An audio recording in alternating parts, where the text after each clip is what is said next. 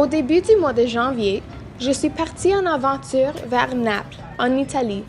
Une aventure qui me marquera de façon permanente. J'ai effectué un stage comme aide enseignante dans les cours d'anglais langue seconde à une école italienne. Un consensus du mois de décembre 2017 indique que le taux de chômage en Italie est de 10,8%. L'Italie se trouve parmi les 5 pays de l'Union européenne ayant les taux d'abandon scolaire les plus élevés. La ville de Naples, en particulier, possède un taux très élevé, avec de nombreux élèves qui décrochent quand ils sont jeunes pour travailler dans les rues. L'école Teresa Confalonieri se situe dans une communauté défavorisée à Naples. Elle comprend un palier préparatoire, primaire et intermédiaire, l'équivalent de la maternelle à la 8e année. La journée scolaire commence à 8 heures et termine à 14 heures. Le stationnement ne ressemble pas à ce qu'on verrait au Canada. Il est garni de ce que les Italiens appellent des Vespa. Pour un pays qui valorise tant la nourriture, j'ai été surprise d'apprendre qu'il n'y a pas de pause pour le dîner. Il n'y a que du temps alloué pour 2 collations. Mais si on manque d'énergie, aucun problème. Des tasses d'espresso sont distribuées aux enseignants plusieurs fois par jour. Grazie Pasquale. J'ai travaillé avec des élèves âgés de 10 à 14 ans dans les cours de la 5e à la 8e année. J'avais 15 groupes en total, donc il a fallu que je fasse 15 présentations pour m'introduire. En raison de sa mauvaise réputation, Naples connaît moins de tourisme que le reste du pays.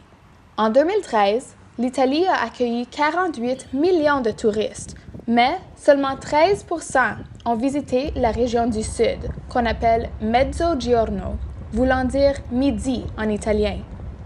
Lors de mon stage, j'ai eu la chance d'appliquer plusieurs stratégies d'enseignement de langue seconde.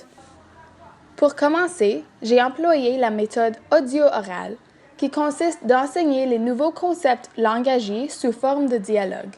Cette stratégie incorpore beaucoup de mémorisation de structure et de répétition. €1. €1. €1 and 50 cents. €1.50. J'ai créé une mise en situation de magasin dans la classe pour que les élèves puissent participer à un jeu de rôle et pratiquer leurs compétences en conversation. Pretty cheap, yeah. Would you like one? 2. You would like 2 oranges, so that's €4, please.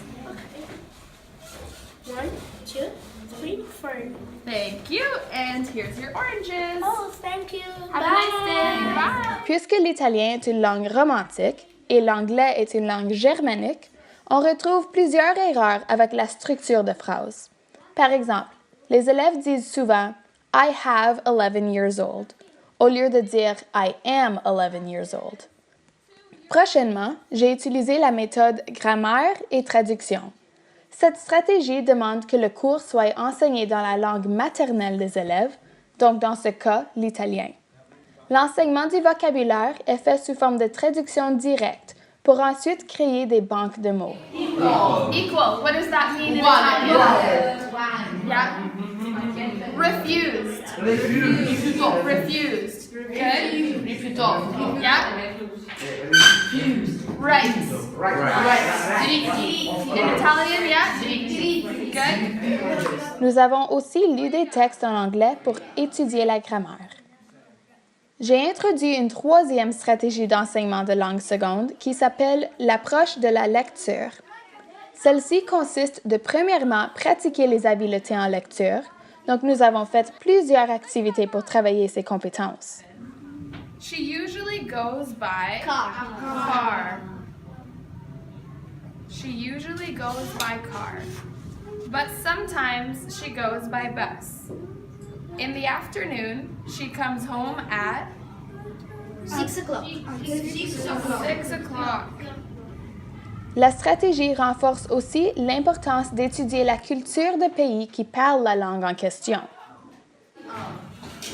In Canada, we have maple trees, and that's the symbol of Canada. It's on the flag. Les manuels scolaires soulignent beaucoup la culture canadienne et surtout celle américaine.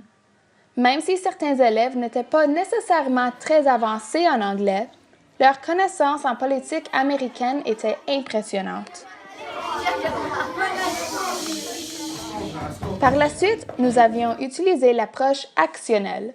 Celle-ci s'agit de comprendre une langue afin de réaliser des actions et compléter des tâches. L'information est souvent communiquée de manière impérative pour souligner les actions.